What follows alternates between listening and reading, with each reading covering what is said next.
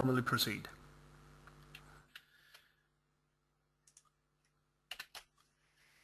Thank you, Ali, the Institute, and for you for joining us for a brief discussion this afternoon on the best practices in buy-side M&A. You know, for years, academic research has told us that acquirers consistently destroy value in M&A, and the popular press is littered with headlines of disastrous deals. For example, witness HP's acquisition of Autonomy and the massive multi-billion-dollar write-off that they've recently had to recognize. Is there no hope for the strategic acquirer? Are we relegated to only organic growth to create value? I don't believe so. Sustainable and repeatable success is possible in M&A, but it takes hard work, a lot of practice, and an appreciation for the complexity of M&A. Over the next 25 minutes or so, we will discuss a selection of best practices that maximize the probability of M&A success. These best practices that I'd like to highlight have been drawn both from my experience in M&A as a practitioner as well as recent practitioner research in this area. Please note that this webinar is a follow-up to Professor Suoninen's recent webinar on creating value in mergers and acquisitions, which I highly recommend that you view if you've not already done so, and it can be found at the Institute's website.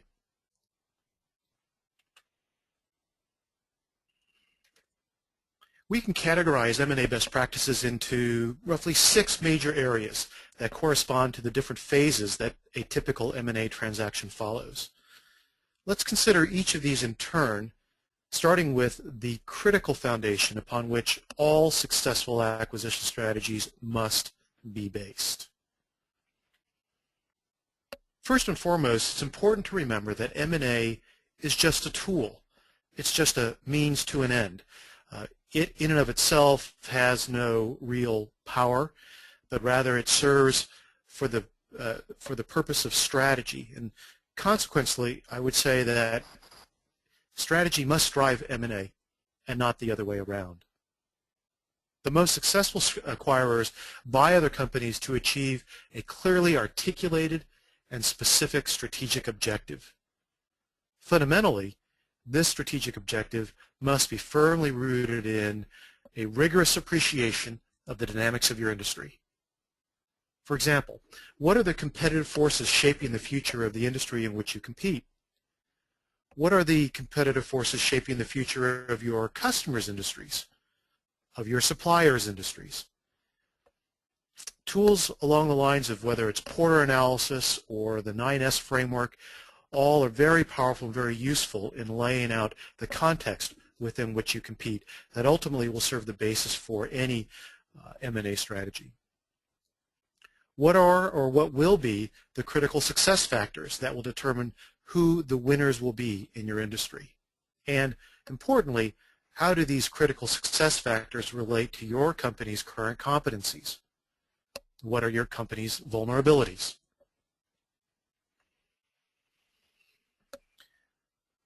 Consider the relative strengths and weaknesses of the possible organic versus inorganic growth strategies that are available to you. In the upcoming Palm and Financial Strategies Masterclass coming up in May, we will be covering the capital budgeting methodologies and real options analyses that help decision makers evaluate the organic growth strategy alternatives.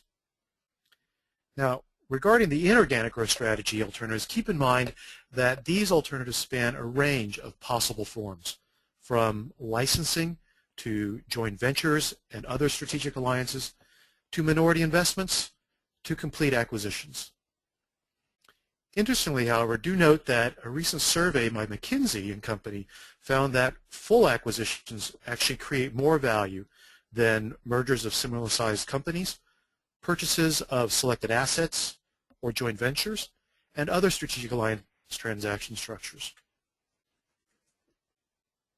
Third, understand the key value drivers for your M&A initiative.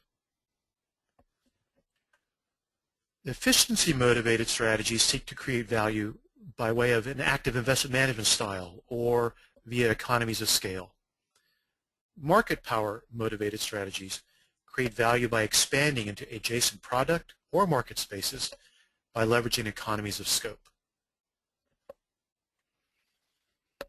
While efficiency and market power value drivers represent an expansionist focus, reinvention strategies are transformative in character, redefining the company's business model, or, even more ambitiously, redefining the industry as a whole. Clearly, transformative deals represent the highest risk-return trade-off, and the McKinsey survey that I mentioned earlier found that expansionist deals actually created more value than transformative deals. The transformative deals are really once in a lifetime and very, very difficult to ensure success, whereas the expansionist driven M&A tends to be more certain and less risky. The bottom line, best practice in M&A starts with corporate strategy. Indeed, a 2009 Bain study found that over 40% of deals in its sample had no strategic thesis behind the transaction. Perhaps that's why the empirical evidence suggests that M&A destroys value. So, you've fully articulated the strategic imperative for growth via acquisition for your company. What's next? M&A is an organic thing. Every transaction takes on a life entirely of its own, which usually is not very predictable and typically only marginally controllable. Consequently, the only time in the process that you are actually in control is before the process actually begins. So to be successful in M&A, you must invest heavily in advanced preparation, since if you fail to prepare, then you had better prepare to fail. Your first line of defense is the people that you surround yourself with. The best acquirers utilize specialists that have direct experience in M&A, whether internal staff or external advisors. Note that these internal teams are cross-functional and are dedicated to M&A specifically, and for whom M&A is actually a part of their job descriptions and compensation structure. This allows acquirers to develop a competency and an institutional knowledge that persists beyond just that particular deal. The external advisors should include attorneys that specialize specifically in M&A, investment bankers or financial advisors that are experts not just in finance and valuation, but also are well versed in the M&A process and all the other areas of M&A, as your investment banker or financial advisor is really the point person, the project leader from an external perspective. Your team should also include accountants, tax specialists, possibly intellectual property counsel, and other specialists that would be appropriate for that particular transaction or industry. In addition, best practices in M&A suggest that you form both transaction teams that focus solely on getting the deal done and integration teams which focus solely on ensuring that the deal is ultimately successful. And the tight coordination between these two teams will ensure that you have a successful M&A process, but more importantly, that the acquisition ultimately is successful down the road. Another important element to your preparation in M&A is to develop an M&A investment strategy. This investment strategy is a natural continuation and outcome of the competitive strategy analysis that we referenced earlier.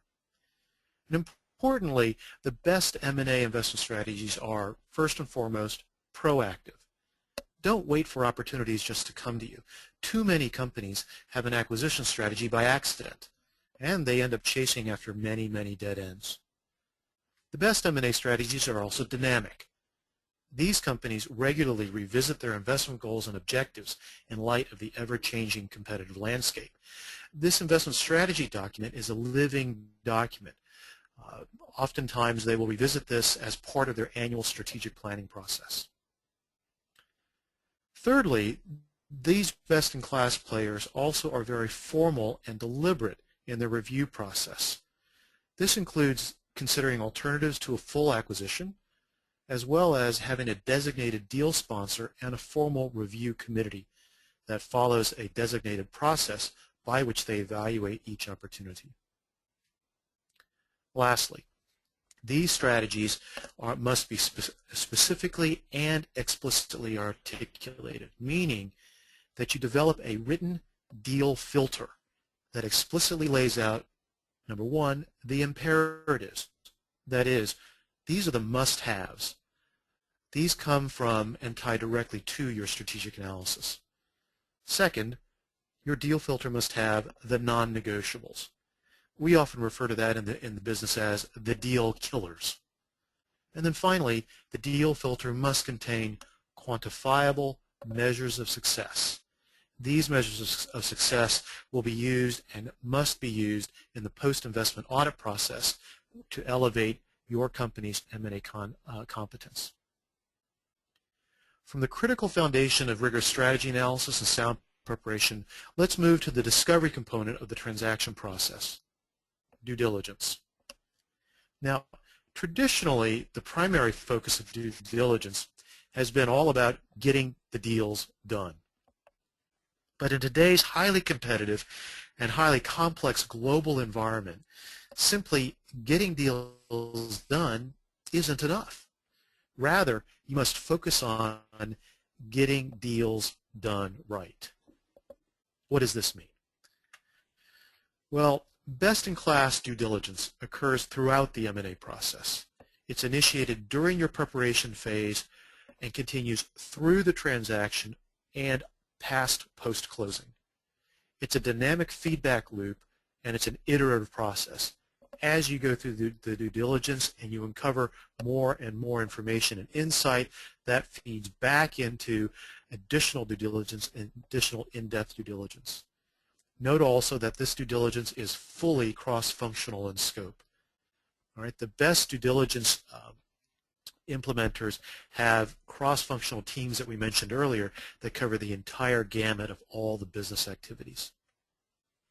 Now, average and poor acquirers view due diligence only through a confirmatory lens, driven by typically long checklists of data items and a process that's characterized by checking off those items far too quickly and focusing far too narrowly on usually financial information and operational information. Now, strategic due diligence moves beyond just simple confirmation to a critical success factors analysis, from internal financial analysis to full value chain evaluation, from purely risk mitigation to identification of the value creation drivers. The sum and substance of this due diligence finds its quantitative expression in the valuation analysis.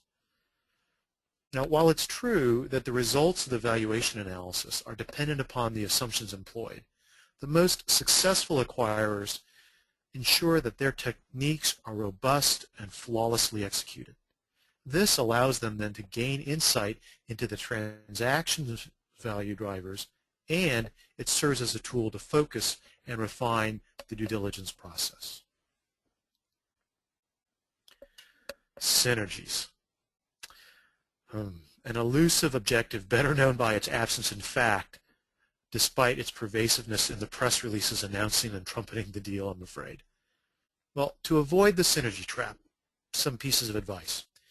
First, precisely quantify the hoped-for synergies by specifically identifying, number one, the amounts of the synergies, the time frame in which those synergies will be realized, and lastly, the key milestones that need to be achieved in order to reap these synergies.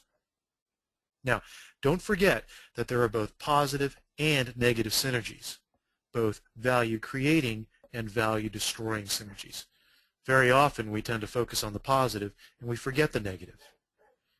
Now, when you think about the synergies and you are identifying and quantifying them, consider the four major categories of synergies.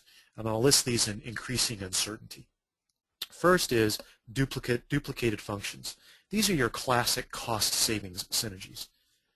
Second is shared operating activities and facilities. These are where you can leverage existing infrastructure and systems and processes in place.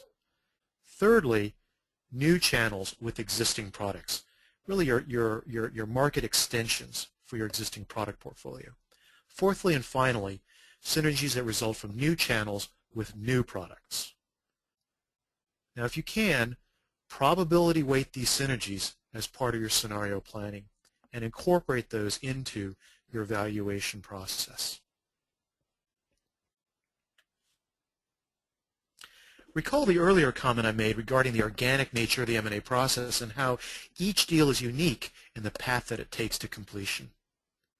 Sometimes you'll hear practitioners refer to this as the art of the deal, which sounds very mysterious and esoteric, but in reality, the art of the deal is nothing more than a rigorous process that is impeccably executed. It's all about executing common sense with a vengeance, having a well-defined process that is followed through to the letter. What then are the key principles to keep in mind as you progress through the transaction? Well, importantly, understand that the way you run the process, the choices that you make with regards to timing, sequencing, milestones, and the milestones will find their effect in the ultimate deal documents. That is, the process is the deal. Or in other words, M&A isn't a process. I'm sorry, M&A is not an event or an outcome. It actually is a process.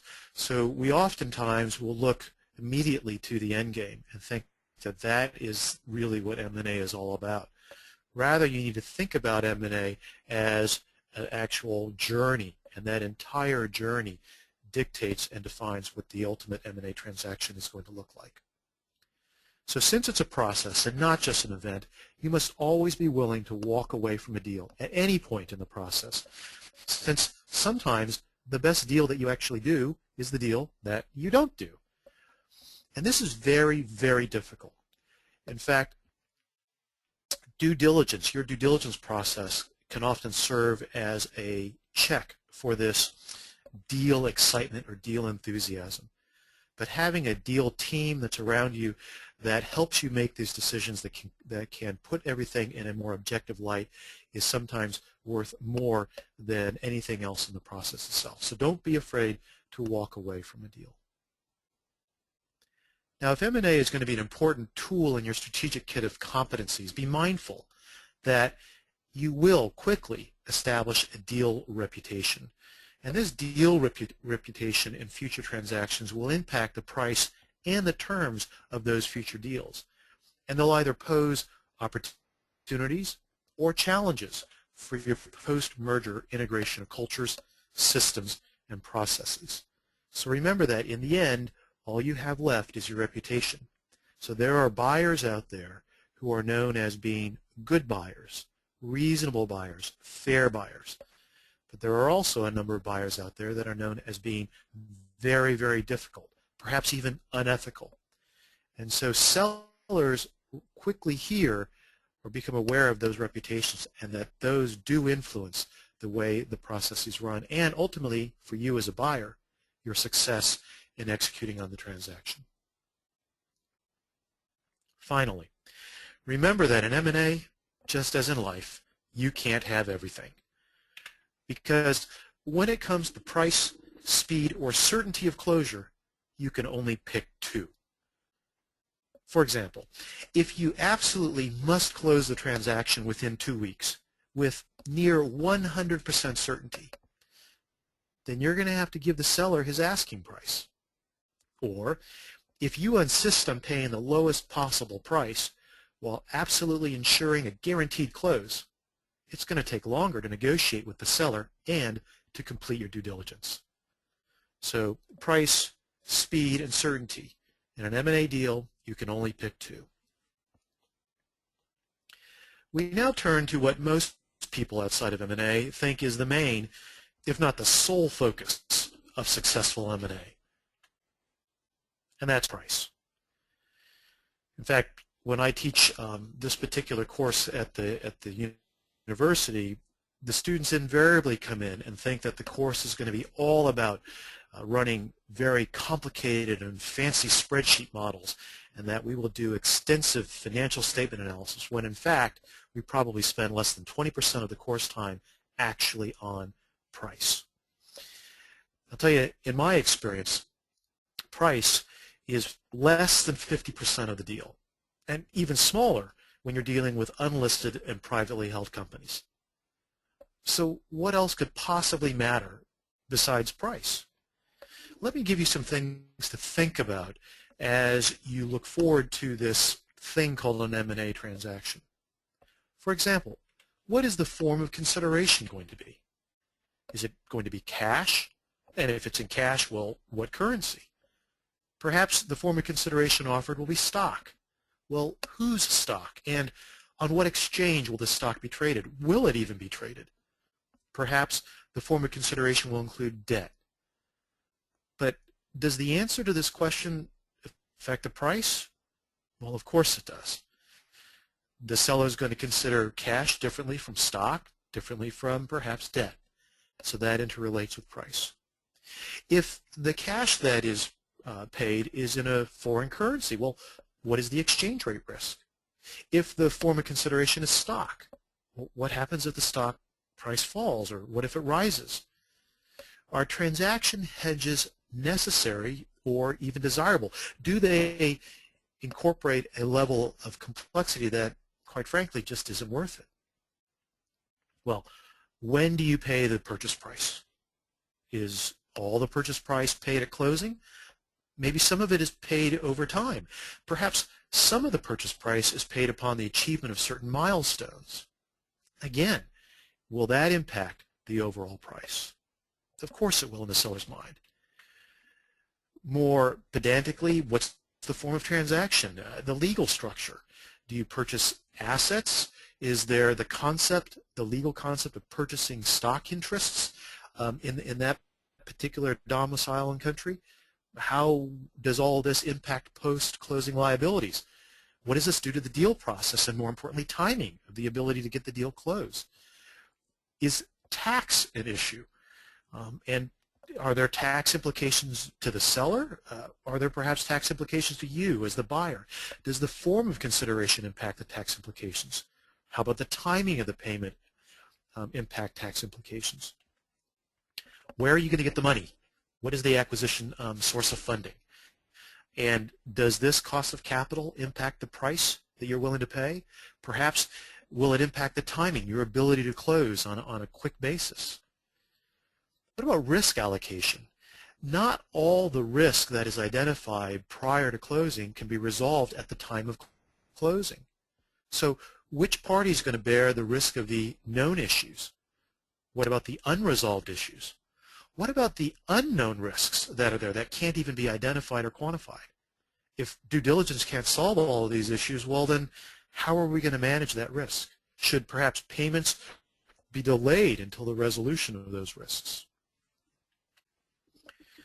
Let's not forget the people aspect. Is target management critical to the success of the acquisition? Do you need them? If so, what sort of commitments are required of them? For how long? For what scope? What is that going to cost you? And if it's going to cost you, does that impact the price that you're willing to pay to the seller?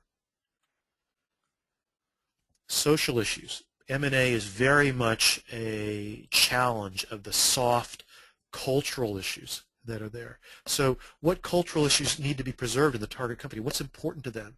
How and when is the transaction going to be communicated to the target stakeholders? And then finally, how does the deal process itself impact your due diligence, maybe your valuation, maybe the balance of the risk allocation?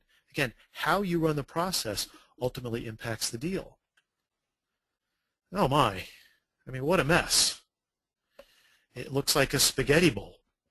But the importance of this, the conclusion ultimately here, and in fact, if there's nothing else that you take from this webinar, please remember this one thing, that ultimately the deal is nothing more than a multivariate simultaneous optimization problem. And that's a fancy way of just saying that the deal is a system. It's not just all about price. And so your task as an M&A practitioner, as an M&A expert, is to optimize this problem, okay, where you must find opportunities for mutual benefit, finding what we say the win-win. How do you do this? Well, through creative risk allocation and future opportunity sharing, finding those areas where the buyer and the seller have different interests, maybe different assessments of future risk profile. And remember that if you ever have to choose between price and terms, always pick terms. Because as we've seen from the prior slide, that spaghetti bowl of issues where we say the deal is a system, price is just a small component. Many of those other aspects will allow you to gain both economic and non-economic value by giving up on price. So terms, don't forget the terms. Finally, best practice recognizes that the deal doesn't end when the documents are signed and the monies have changed hands. Rather, real value creation begins on T+1, that is, the day after the deal closes. And this requires significant preparation and planning, the key being planning, and planning well before closing.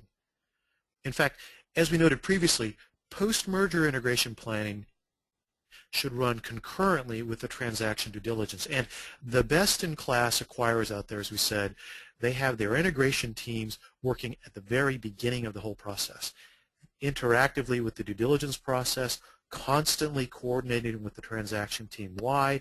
Because they know that T+1, the day after closing, will come all too soon. Now, sometimes it might be necessary due to sensitivities or legal requirements to use dedicated, experienced, and cross-functional clean teams. And these are individuals that may be perhaps retired from the business, perhaps they might be third-party consultants, but these are teams that can essentially sequester confidential information and planning from the actual transaction teams themselves, thereby allowing yourself some comfort in reducing potential contamination should the deal not actually close. Third, remember to always over-communicate with the employees of the target and the other key stakeholders. That means to have a defined communications plan that communicates clearly, early, and often. Because remember, silence is deadly, and that to the employees, nothing else matters other than, will I have a job? Who will I report to? How will I get paid? Fourth, create a 100-day plan, so T+1 to T+100, of specific action items with specific assignments of responsibility to the post-merger integration team, led by a post-merger integration manager. Why is this critical? Because remember that delay creates uncertainty. Customers don't tolerate disruptions. They don't really care about the transaction per se. And that the cost of delay in M&A generally exceeds the cost of mistakes. In other words, speed matters in M&A post-merger integration. Finally, conduct formal, regular post-investment audits that assess how things actually turn out relative to the expectations at the time of the deal. So for example, best-in-class multi-global companies like Cisco and GE, for example, what they will do is they will take the evaluation materials that were approved by the board of directors at the time of the transaction, and they will revisit those 6 months post-closing, 12 months post-closing, and annually for the next 3 years following. And the purpose of that is to evaluate your measures of success from your deal filter.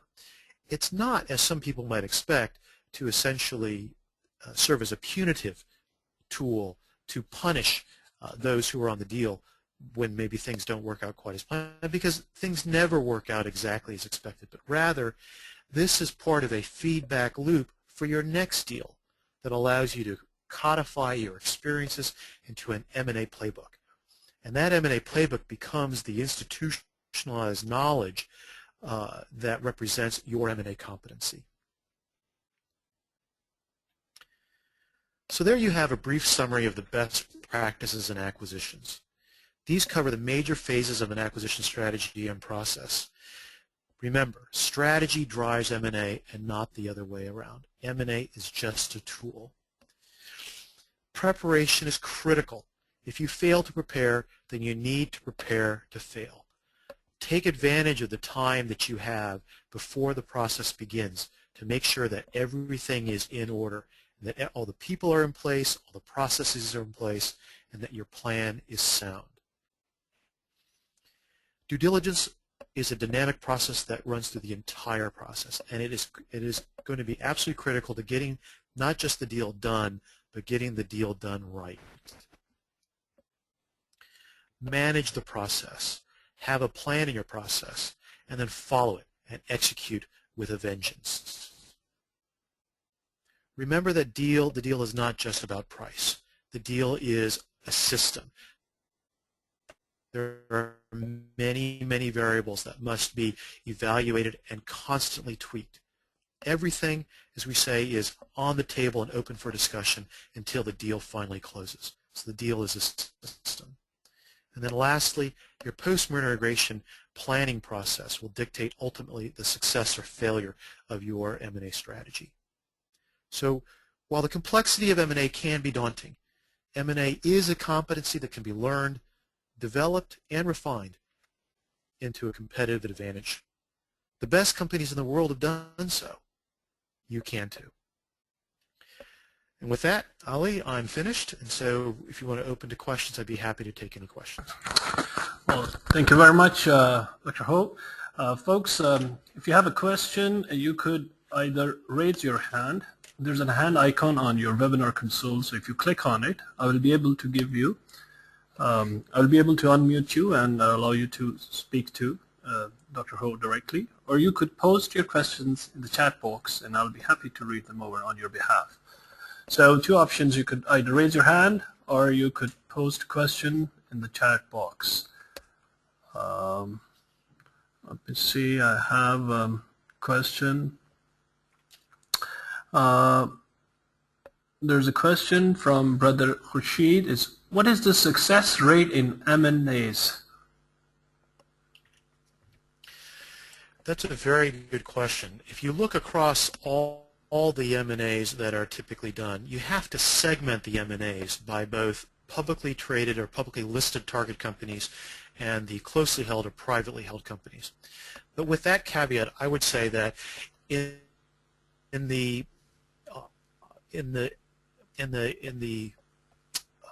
privately held and unlisted target company transactions, which make up the bulk of the M&A done globally, you're going to find that the success rate, that is, deals that go from initial discussion to actual closing, that percentage is very, very small. It probably is on the order of somewhere between 10% and 30%. Now, even those deals that actually do close, how many of those are ultimately successful? Well, you can certainly reference Professor Suoninen's prior webinar. Well, he'll show you that, in fact, very few of the M&As are ultimately truly successful. And so I think that as M&A practitioners, we have to be very, very careful, recognizing that, quite frankly, I think that the odds are stacked against us. But ultimately, your M&A process is one that is very, very difficult and very challenging. Okay, let's move to another one from Brother Abrar Ahmed. The question is, I understand very well that my question varies based on a deal and sector basis. Is there a generic checklist as comprehensive as possible for an M&A deal? And secondly, which softwares can help in the process of M&A? So first question, is there a checklist? First of all, we have to be clear as far as what checklist you're looking for. Certainly there are relatively standardized checklists that cover due diligence, and those can be readily found actually for free on the internet. and those are readily available. As far as a checklist with regards to the process, interestingly, again, it's going to depend somewhat on the nature of the transaction. So, for example, if the transaction is going to be the sale of a division of a company. Now, I know that this webinar was more about acquisition strategy, but if we take for a moment the sale of a division or a company, very often that's quite easy to lay out what the steps are. There's typically a fairly standard timetable that one can lay out. It generally runs anywhere between 3 and 4 months, and during those 3 or 4 months, you typically would follow these following steps. And that works very well simply because when you have one company that is for sale, it generally is run via what we would call an auction process, and the auction processes are fairly standardized amongst practitioners. So I would say that one, it is relatively available. Where one might get that, I would reach out to your favorite banker, whether it's an investment banker or commercial banker, because these timetables are very commonly included in standard pitch materials and presentation materials of the investment bankers. Now, when you're talking about transactions where they are custom, perhaps those are one-on-one or one-on-two, so they're very narrowly constrained transactions. Those transactions, I would say, have very little in the way of standardization, and so I think a checklist there probably doesn't work too well. I would say that the best you could hope for is something that is, quite frankly, at as high of a level as what we cover today, and that, I'm afraid, is not terribly helpful. Now, other resources that I might recommend, though, for you in this area as a general guideline, reach out to perhaps a Big Four accounting firm like a PwC or a E&Y.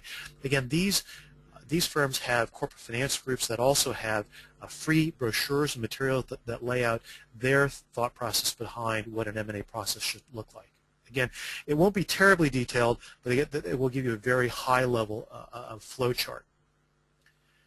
Now, your second question, softwares. Again, software is not going to be terribly helpful here as far as a unified product.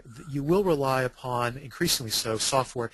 Of course, you'll use software and spreadsheets in the area of valuation and those kinds of analytics. I would say that the other area where electronics and technology has made great strides in the past 5 or 10 years is in the due diligence process. And so whereas in the past we used to have to physically go and physically review physical documents as part of the due diligence process, nowadays you pretty much do all of your due diligence or much of your due diligence review online via these virtual data rooms. And there are a number of companies, global companies, that are set up to essentially to provide the service of a virtual data room. Lastly, there are some consultants that, especially in the area of post-merger integration, that do have software packages which are proprietary to them that are used in preparing that 100-day plan or the communications plan and the like. And these tend to be nothing more, I'm sorry, I'm being a little critical here, but they tend to be a bit more like a relational database program with a pretty front end. But again, they do have these customized softwares which sometimes can be useful to you when you're actually managing your process. Okay, another one from Brother Umair Murtaza.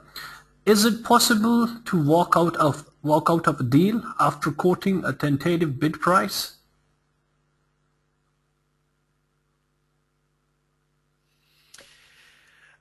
Yes, it is, the bottom line. And the reason why is as follows. From a purely legal perspective, you are only under obligation at the actual closing of the transaction.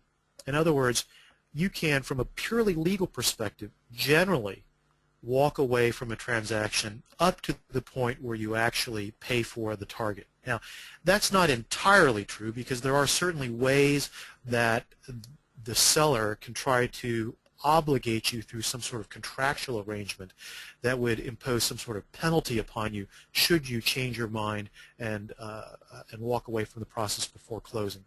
But absent that, you really are under no legal obligation until the very, very end. Now, having said that, don't forget we did reference earlier on the issue of reputation. And it only takes 1 or 2 deals where you change your mind after coming to agreement on a price where sellers will no longer talk to you, or if they are willing to entertain your interest, they will make you basically make you traverse hurdles that they don't make other interested parties cross.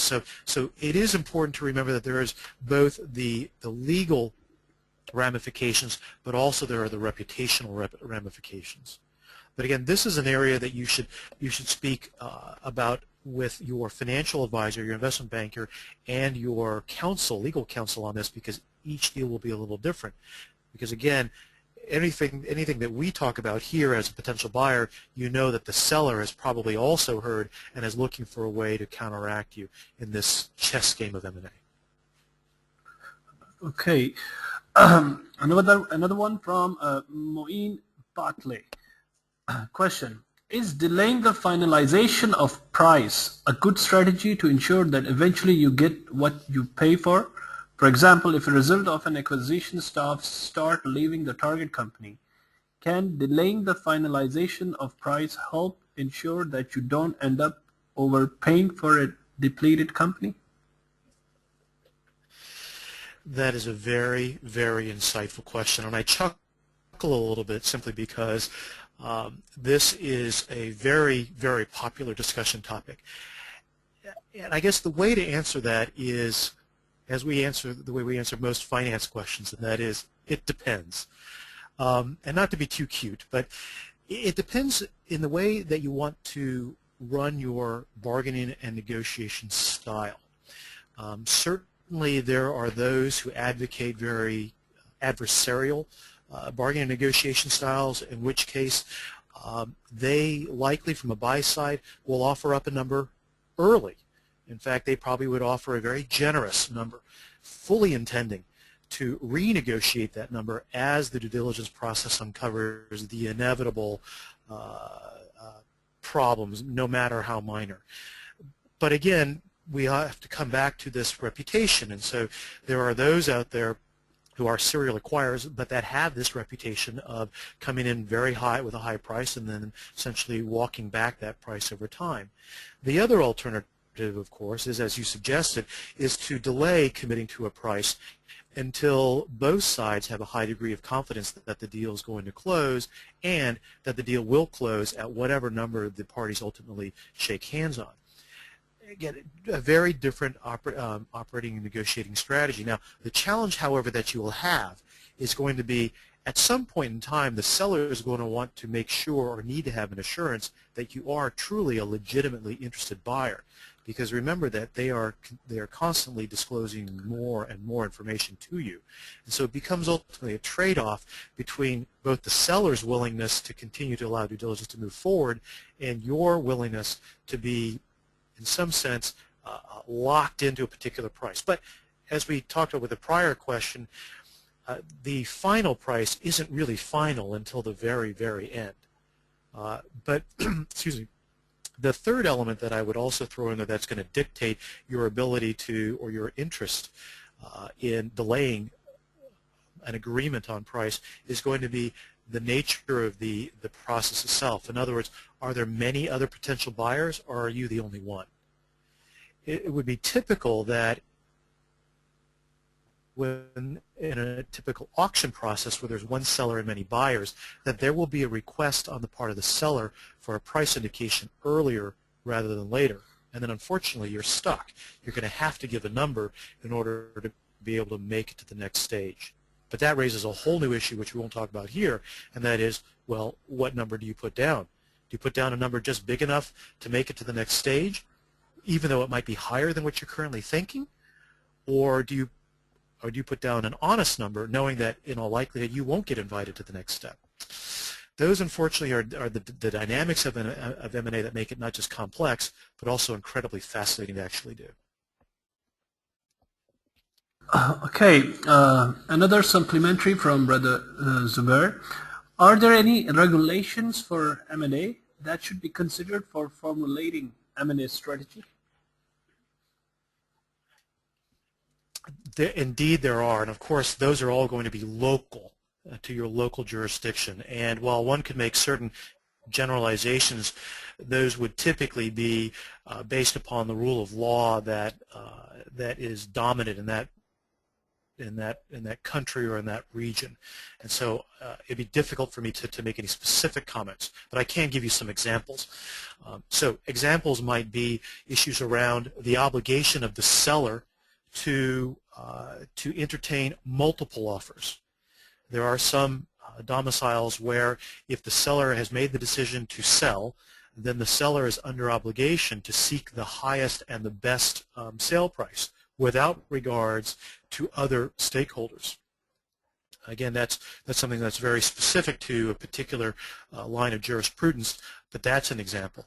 Other areas where regulation will certainly play a role. If you're doing cross-border M&A, there are very strict regulations over foreign ownership of domestic assets.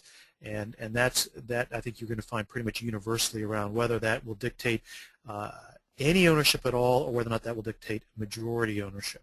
So that I think is an important consideration. Other areas of regulation to be concerned about are going to be flows of fund or flow of capital. Again, that's dealing with currency flows. And then the last example that I would give you would simply be the rights of the selling shareholders. So different domiciles grant rights, shareholder rights to the selling shareholders, which in some areas are very seller-friendly, and in other areas they are buyer-friendly. They allow the buyers a great deal of latitude. Right? But ultimately, when you're talking about buying an ongoing business, you're going to have to be concerned about what happens to the activities of that ongoing business in the local domicile upon a change of control. And that could have far-reaching effects, whether that's as simple and mundane as the rental agreement for the printers and the laptops to significant issues around licenses or perhaps intellectual property that exists resident in the target company that you're hoping to get. And so I would just say that that's going to be a country-by-country specific basis. Okay, another supplementary from Brother Botley. Is there a global revival of M&As these days? Well, I certainly hope so. It would be good for my business, but in all seriousness, yes, I think that is absolutely the case. And what's interesting to me, having been in this business now for 30 years, is the impact of the globalization on M&A and how much more important cross-border M&A is. I think that the borders that we have really fallen off, and as a consequence, M&A is now a global management tool. So what's driving the global wave of M&A? Without question, I'd say the emerging economies and the spreading of the economic wealth and economic activity is driving that. Number two is the ease at which we can do business now globally. Part of that's driven through technology. Part of that's driven through ease of opening of markets. Part of that's just through global consumption experiences. So I think that just is so much easier now to do international business. And then lastly, I would say is that the emerging economies are so much more sophisticated than what passed for emerging economies as recently as 5 years ago, as 10 years ago. And as a consequence, M&A becomes a critical tool to adapt to the rapidly changing environment that we're seeing. And so I think that, yes, I think that there's this fourth wave of M&A, and Professor Suoninen in his prior webinar actually spent a fair amount of time talking about some of those macroeconomic and global economic drivers for that. But as I was reviewing his webinar, I fully agree. I think that we are at the cusp of some very exciting times. There's another one. I think in this revival, any particular trend of higher number of transactions or deals taking place in any particular region? Well, certainly what we've seen in the past 5 years is we've seen a great deal of activity in the natural resources area. I do most of my work in the Far East, a little bit in the Middle East, but most of the Far East and Australia. And if you look at the flow of funds and the amount of investment that's going out of China globally to secure access to basic materials and natural resources, the numbers are staggering, are absolutely staggering.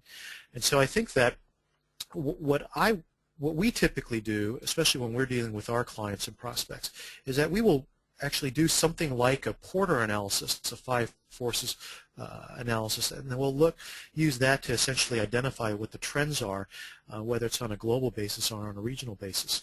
And so whether it's natural resources in the emerging markets, whether it's technology and primarily software technology in the subcontinent, whether it's EMS, electronic manufacturing in Asia, whether it's the explosion of services to support all these now first and second tier layers of manufacturing. I think that's where you're going to see these waves. You can almost look at the experience that Western Europe and then North America had, and how all of that is now beginning to bleed over into the other global economies. I think that is where you're going to see the next area of M&A. Okay, another interesting one. In today's market, how are M&As financed? Well, recently, unfortunately, M&As really weren't getting financed, which was part of the problem. But no, I think that if you look at global balance sheets, I think that you're going to see that over the past, I would say, 4 to 5 years, there's been a dramatic increase in cash hoarding by the corporations. And I think that those are all really in expectation of an opportunity that is around the corner to invest that. So whereas historically much of the M&As were funded primarily through banks and other types of institutional fixed income lending, I think that what we should expect to see, that more and more of the M&As are going to come simply from cash on hand and cash that has been generated through operations.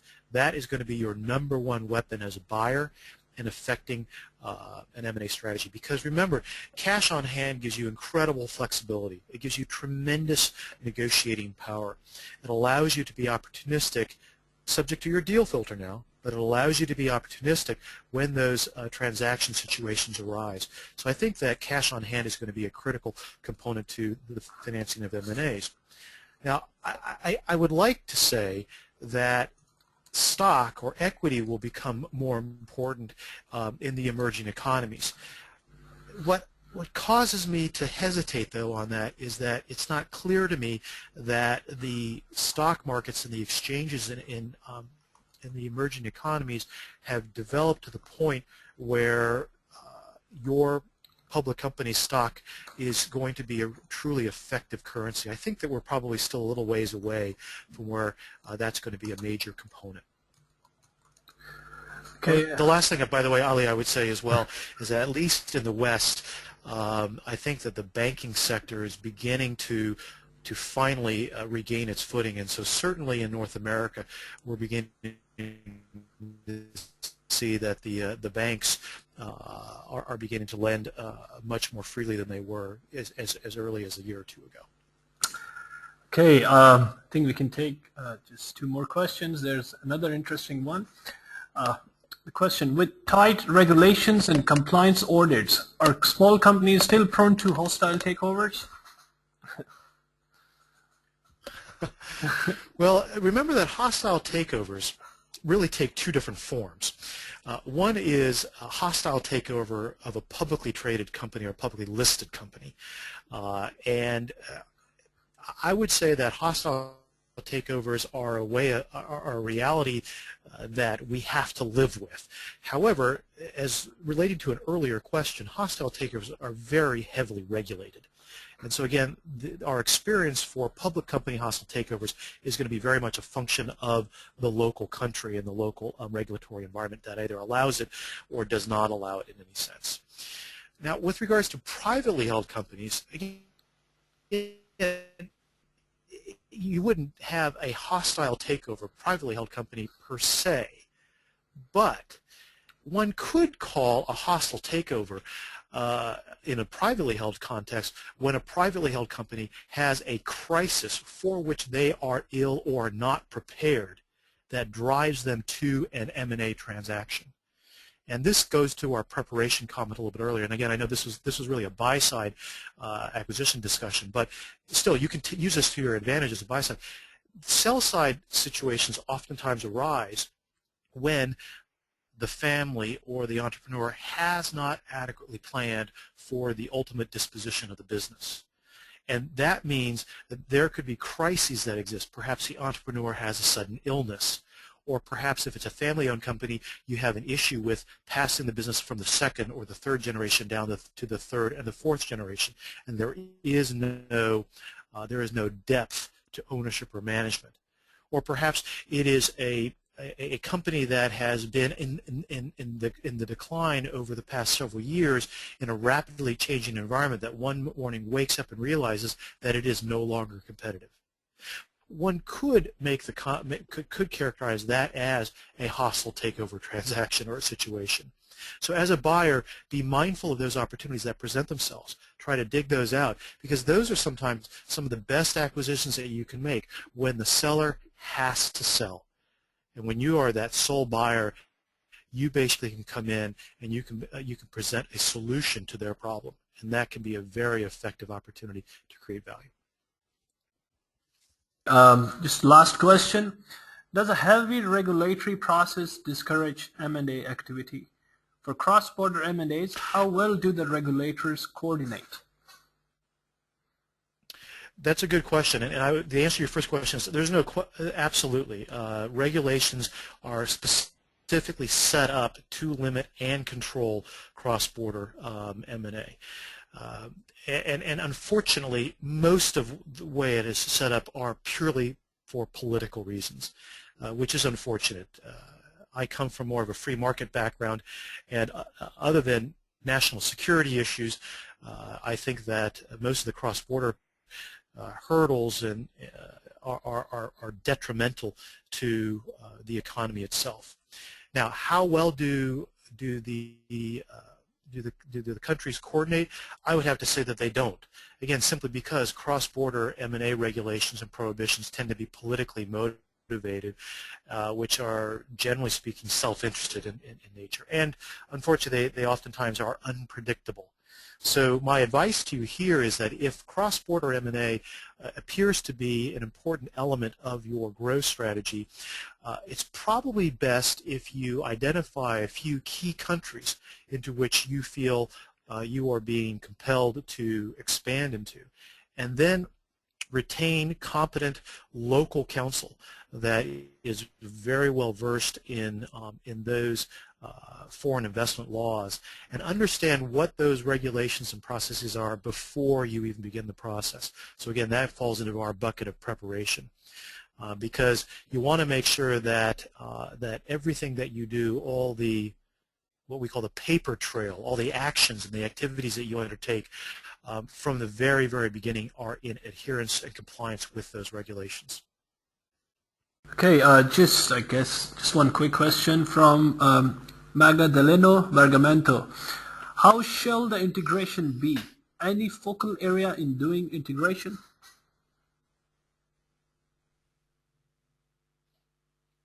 Some would say that this is sacrilege coming from a finance person, but I would say if there was one area in post-merger integration that you must focus on, is going to be the integration of the cultures. That is, retention of management and talent. And why don't I say you should focus on process and systems integration? Why don't I say you should focus on financial statements monitoring? Because we pretty much do that already, and we know how to do that very well.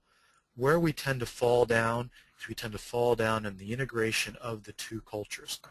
And if you actually look at it in history, and this is very hard to empirically measure, but if you look at it purely from an anecdotal basis, where M&A often fail is in the clash of cultures.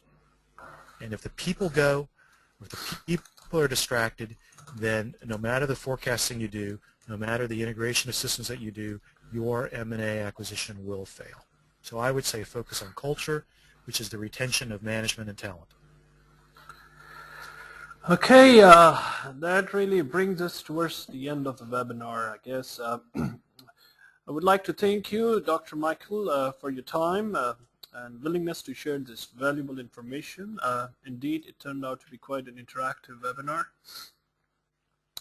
And thank you to all of you who participated. I think, yes. Please remember, we have another webinar tomorrow, same time, with Dr. Kamal Jadidi of Columbia Business School. This is going to be on customer centricity. But once again, Dr. Michael Ho, thank you very much for your time and your willingness again to share this very, very interactive webinar. Thank you very much. Thank you.